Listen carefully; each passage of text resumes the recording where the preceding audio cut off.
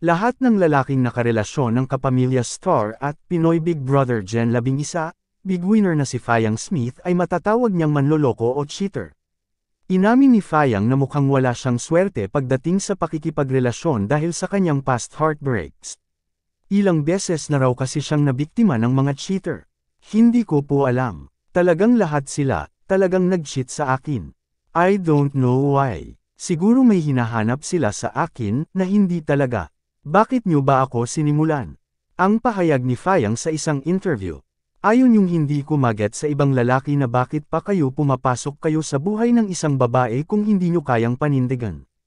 Anong sense? Say pa ng dalaga. Nagtataka pang tanong ni Fayang, pumasok lang ba kayo sa buhay ng isang babae para sirain yung buhay niya? I don't get why bakit kailangan pumasok sa buhay ng isang payapang buhay para mag-cheat.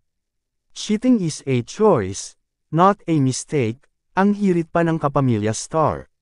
Pero hindi naman daw siya na-trauma sa love kahit na ilang beses na siyang nakaramas ng heartbreak.